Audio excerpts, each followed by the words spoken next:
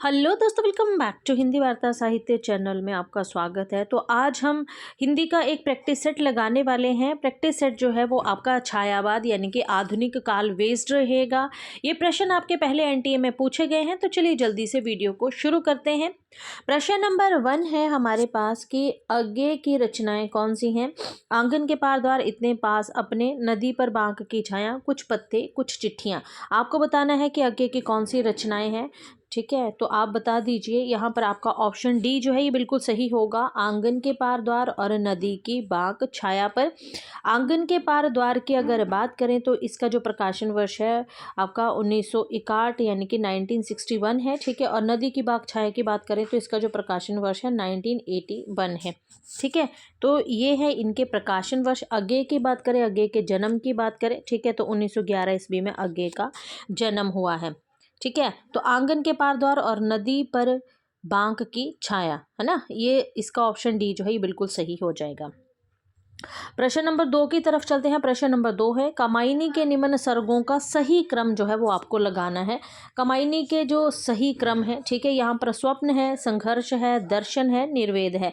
स्वप्न जो है ये आपका 10वां है, संघर्ष की बात करें 11 है ना, दर्शन जो है ये 13 है आपका। ठीक है, निर्वेद जो है ये 12 है। ठीक है ना।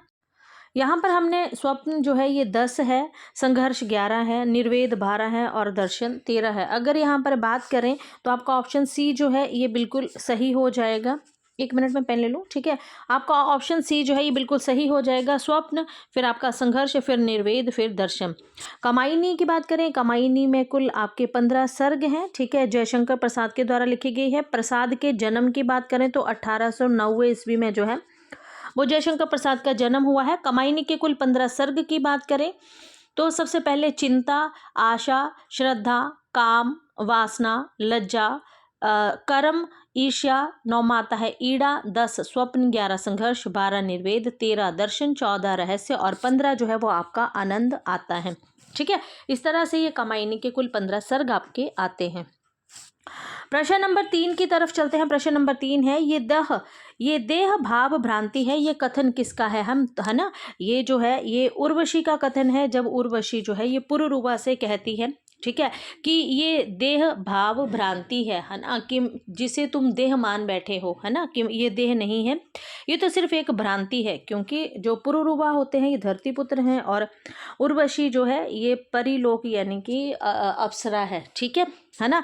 महर्षि च्यवन्य कौन होते हैं? महर्षि च्यवन्य वो ये जो है ये उर्वशी और पुरुरुवा दोनों के जो पुत्र होता है आयु, उसका देख रेख जो है ये दोनों ही करते हैं। ठीक है, अच्छा आगे चलते हैं। प्रश्न नंबर आपका है 4। प्रश्न नंबर 4 है सूची 1 को सूची 2 से आपको मिलान करना है।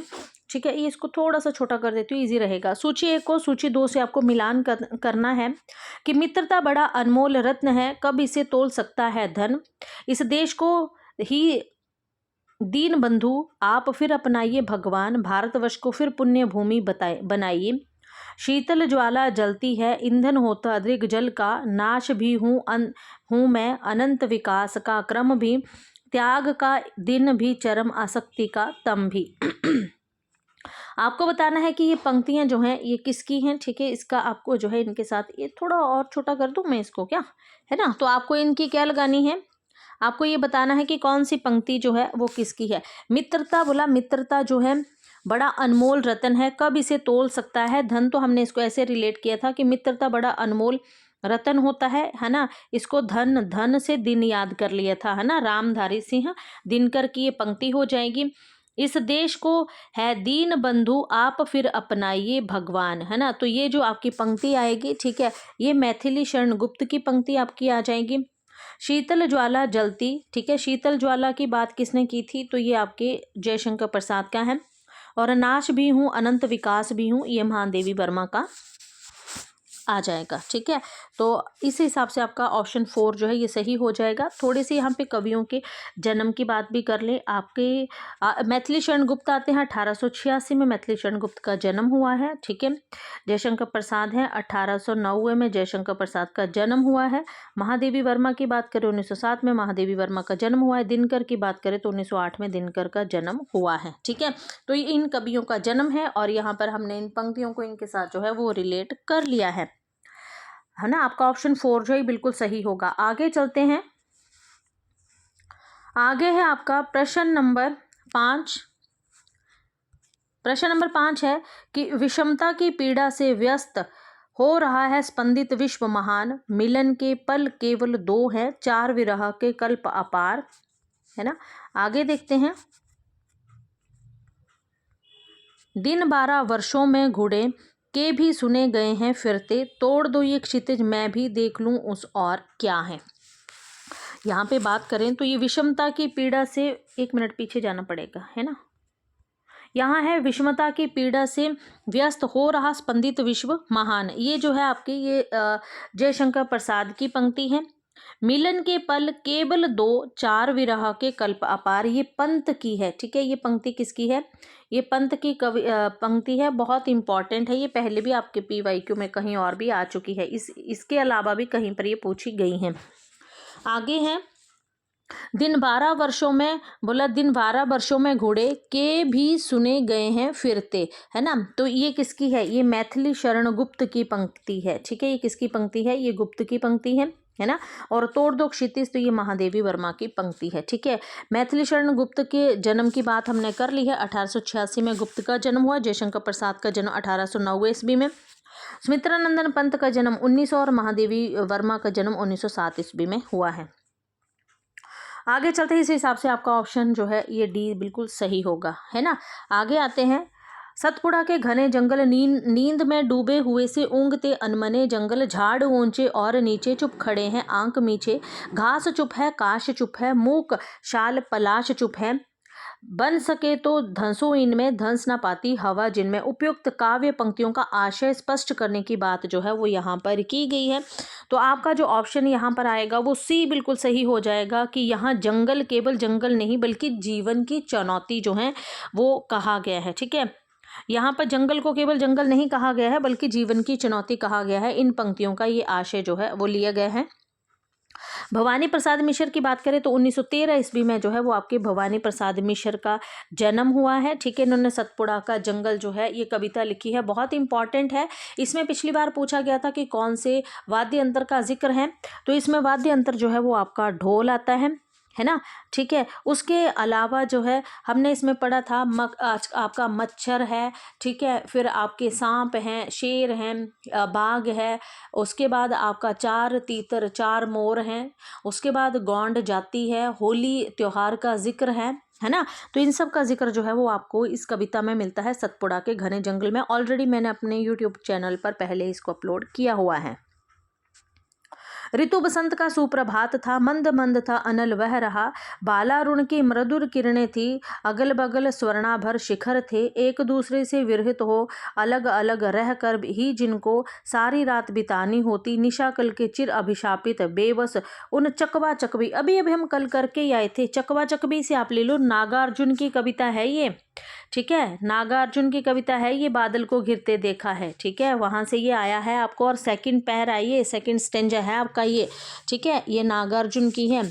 और इन बोला है कि उपयुक्त पंक्तियों में चकवा चकबी के बारे में नागार्जुन पर विचार, है ना। तो मैंने आपको बोला कि ये नागार्जुन की कविता है और इसमें कवि की प्रसिद्धि जो है वो बताई गई है। कल ही हम इसको करके जो है वो आए हैं। मैंने कल ही आपको नागार्जुन की सारी जो है वो कविताएं दे दी हैं। नागार्जुन का जन्म 1911 ईस्वी में हुआ है, याद रखना है आपने। ठीक है ना।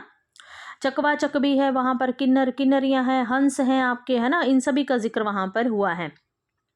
कोमल कपोल पाली में सीधी साधी समित रेखा, जाने बनी कुटिलता जिसने भौं में बल देखा। उपयुक्त छंद से संबंधित तथ्य को आपको बताना है कि इसका जो सही अर्थ है वो क्या होगा। ठीक है, कपोल सागर के तट पर मुस्कान रूपी नाव तैर रही है। भौहों की कुटिलता से प्रेमिका के कुटिल हृदय का जो है वो पता चलता है। भौहों की कुटिलता के अनुराग सूचित हो रहा है। ये अनुराग गालों पर फैली मुस्कान से व्यक्त हो रहा है। ठीक है, तो इसका सही आंसर क्या होगा, तो ये इन्होंने बिल्कुल सही कहा है आपका। ठीक है ना, कि भौहों की कुटिलता से अनुराग सूचित हो रहा है। ये अनुराग गालों पर फैली मुस्कान से व्यक्त हो रहा है। ठीक है, तो आपका ऑप्शन सी और आपका ऑप्शन डी जो है ये बिल्कुल सही होगा आपका। ठीक है, चलते हैं अगले प्रश्न की तरफ। प्रश्न नंबर है, निम्न में से मैथिली शरण गुप्त की रचना नहीं है, आपको ये बताना है। सबसे पहले तो मैथिली शरण गुप्त का जन्म ही देख लेते हैं। ठीक है, मैथिली शरण गुप्त का जन्म 1886 ईस्वी है। मैथिली शरण गुप्त की रचना कौन सी नहीं है ये आपको बताना है।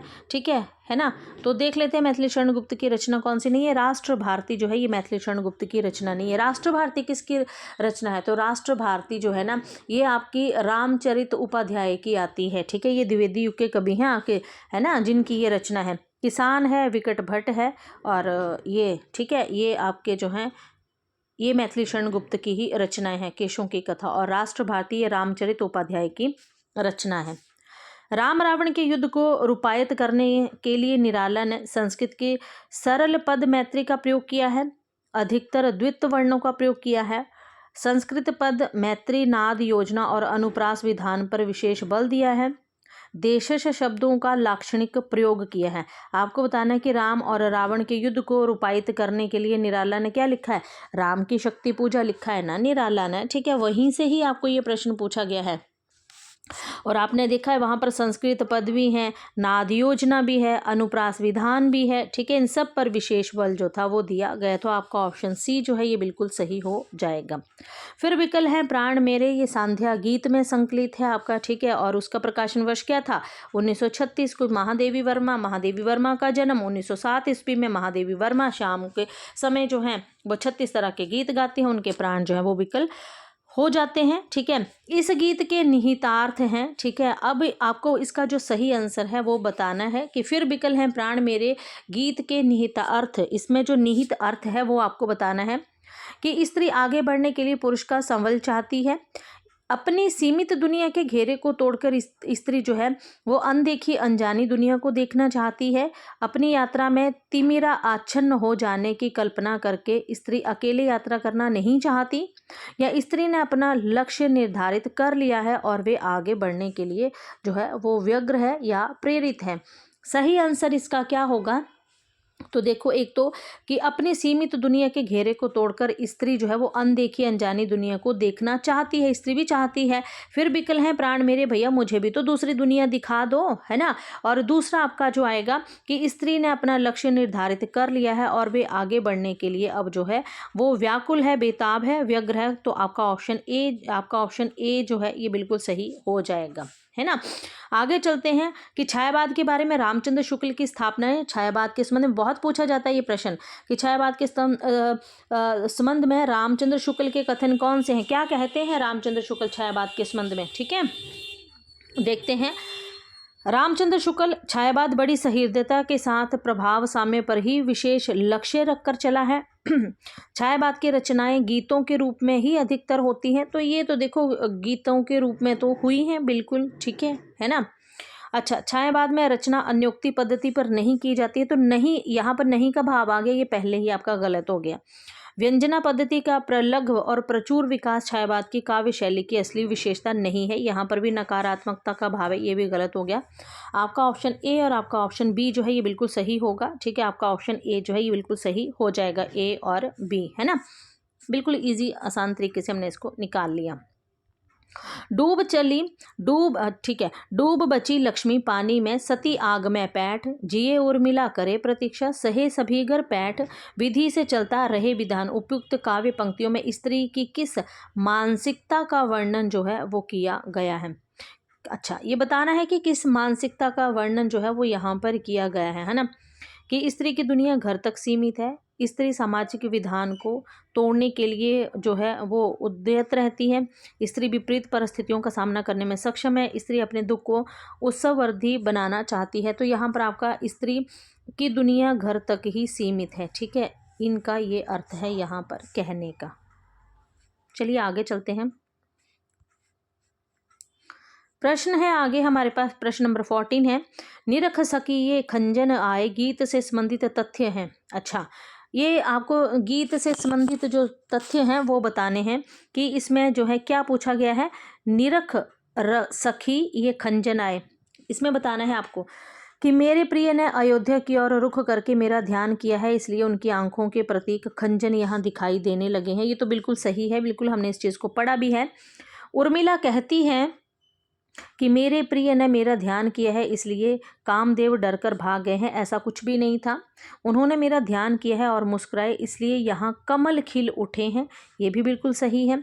मैंने भी ध्यान करके अपने हृदय दर्पण में प्रिय की छवि देख ली है, तो ऐसा भी कुछ नहीं था। ठीक है, तो यहाँ पर आपका ऑप्शन जो है वो बी बिल्कुल सही हो जाएगा। ए और सी ये जो है इसका सही आंसर होगा। ठीक है, कि मेरे प्रिय ने अयोध्या की ओर मुख करके मेरा ध्यान किया है, इसलिए उनकी आंखों के प्रतीक जो है वो खंजन यहाँ दिखाई देने लगे हैं। और दूसरा है कि दूसरा था आपका कि उन्होंने मेरा ध्यान किया और मुस्काए, इसलिए यहाँ कमल खिल उठे। आपका ऑप्शन बी बिल्कुल सही होगा। क्यों पले पीस कर किसी को तू, है बहुत पॉलिसी बुरी तेरी, हम रहे चाटते पटाना ही, पेट तेरी तुझसे पटी नहीं। बहुत बहुत अच्छी पंक्ति है, हरिऔध की ये पंक्ति है आपकी, बहुत प्यारी सी पंक्ति है। ठीक है, ये हरिऔध की पंक्ति है, पेट तेरी तुझसे पटी नहीं, बस इसी से इसको आप पकड़ सकते हो। हरिऔध की बात करें, हरिऔध का जन्म कब हुआ था? 1865 ईस्वी में। ठीक है, आपके मैथिली शरण गुप्त का जन्म हम 1886 ईस्वी में। महावीर प्रसाद द्विवेदी की बात करें तो 1864 ईस्वी में महावीर प्रसाद द्विवेदी का जन्म हुआ है। लोचन की बात करें तो 1887, ठीक है, 1887 ईस्वी में जो है वो आपके लोचन प्रसाद पांडे का जन्म हुआ है। प्रश्न नंबर 16 है, काम मंडन से मंडित श्रेय सर्ग इच्छा का है परिणाम, तिरस्कृत करके उसको तुम भूल बनाते हो असफल भाव धाम। बोला उपयुक्त छंद से स्पष्ट है कि प्रसाद ने निवृत्ति मार्ग का प्रतिपादन किया है, प्रवृत्ति मार्ग का प्रतिपादन किया है, निराशा और कुंठा को महत्व दिया है, या काम को ग्रहित बताया है। तो यहाँ पर हमें पता है कि इस पंक्ति के माध्यम से आपके जो जयशंकर प्रसाद है, प्रसाद ने प्रवृत्ति मार्ग का प्रतिपादन जो है वो किया है। ठीक है, प्रवृत्ति मार्ग का प्रतिपादन किया है, बिल्कुल सही हो जाएगा। ये आख्यान इतना प्राचीन है कि इतिहास में रूपक का अद्भुत मिशन हो गया है, इसलिए मनु, श्रद्धा और ईड़ा इत्यादि अपना ऐतिहासिक अस्तित्व रखते हुए सांकेतिक अर्थ की भी अभिव्यक्ति करें तो मुझे कोई आपत्ति नहीं है। मनु अर्थात मन के दोनों पक्षों हृदय और मस्तिष्क का संबंध क्रमशः श्रद्धा ईड़ा से सरलता से लग जाता है। कमाइनी के बारे में उपयुक्त पंक्तियां आपको बतानी है कि ये पंक्तियां जो हैं वो, अरे ठीक है, आपको बताना है कि ये पंक्तियां जो हैं वो किसकी हैं। ठीक है, तो आपको पता है कमाइनी के संबंध में ये पंक्तियां कौन कहेंगे? जयशंकर प्रसाद कहेंगे। जयशंकर प्रसाद का जन्म 1809 ईस्वी में। नंदुलारे वाजपेयी हैं, नंदुलारे वाजपेयी का जन्म 1906 ईस्वी में। आपके मुक्तिबोध है, मुक्तिबोध का जन्म कब हुआ है? 1917 ईस्वी में हुआ है। ठीक है, प्रेम शंकर तो इनके बारे में मुझे नहीं आइडिया। ठीक है, अगर आपको पता हो तो आप कमेंट बॉक्स में ज़रूर बताइएगा। चलिए आगे चलते हैं।